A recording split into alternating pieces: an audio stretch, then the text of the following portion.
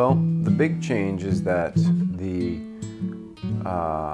the country has gone to war, and that the political discourse of violence has shifted to the international arena. The criminal justice used to serve as a kind of circus in which politicians could strut around and beat their chests. And now that circus is much more the international realm of, being tough on terror, etc., etc. That's the main thing. 9/11 is the main thing. And as I said earlier, I think that third phase is purely about politics. I also think that there were kind of the political economic functions of criminal justice, of the criminal justice buildup, were sort of essentially exhausted by the mid-90s, and now we are really in a period of surplus repression, that the system doesn't need it. I mean, we have literally, surplus capacity. Andrew Cuomo's talking about shutting down a youth prison that's been empty since July, I think, that has 30 people working at it. It's like, that's a measure, that's just a snapshot of the nature of things. It's like, American capitalism, yes, it needs repression, it needs racism, it needs policing and criminal justice. Does it need 2.2 or 3 million people in prison? Does it really need not this many nonviolent, like marijuana smokers and growers in prison? I mean, does it need it? No, it doesn't need it. No, it doesn't. And yes, there are interests like Corrections Corporation of America that feed off of it, but the system as a whole doesn't actually need this level of repression. And I think that plateau in the late 90s which was also marked by an elite rethink. The media, which had for so long, like the New York Times and Ted Koppel, turned against the criminal justice buildup in the late 90s. They had supported it in the late 80s. 10 years earlier, they had been essentially riding shotgun with Rudy Giuliani, promoting the specter of the crack epidemic and the need to repress it with no matter what the cost at every level.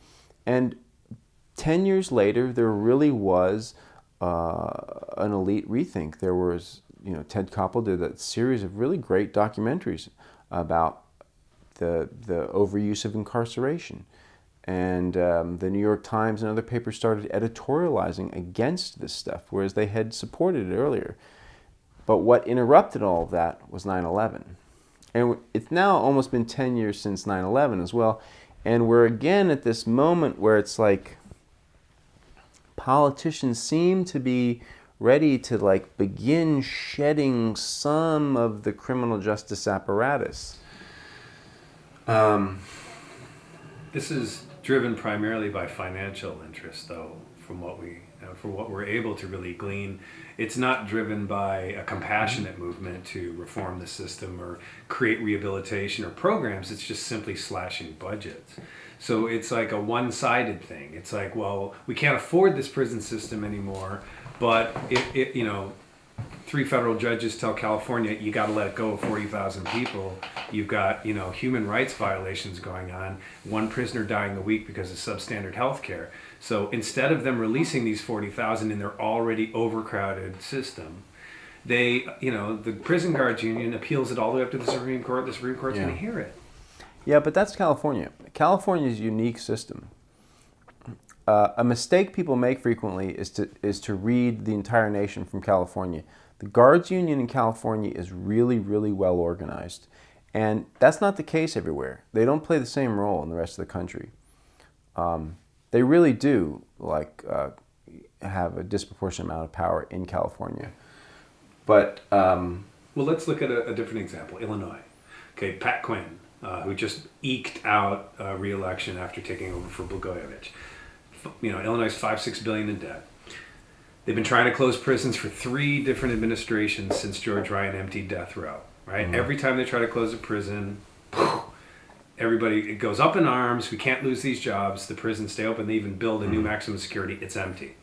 So Quinn says, okay, we won't close a prison, but we have to let go of 1,000 low-level petty nonviolent offenders. In response, conservative politicians across the board start screaming about hordes of ex-cons roaming the streets, right? And so not only do those 1,000 not get out, but they force Quinn to pass a new law that takes away all their good time so that they actually have to stay in prison longer. Yeah. Well, I mean, It's a quagmire. it is a quagmire, but the thing is, we're at a point right now where it's like there is a possibility that there could be a shedding of criminal justice capacity. You got, just a small example, Vermont, Pete Shumlin, he ran on saying he was going to fire prison guards. That did not help him. I mean, they were at the AFL-CIO opposed him in Vermont partly because of that. Andrew Cuomo, as I said, saying he wants to close a prison. It's like these are the first signs of potentially there's room to shed some of this. You're right. It's not because of humanitarian issues. No, of course not. It's because of just strictly budget stuff. That's what we always said.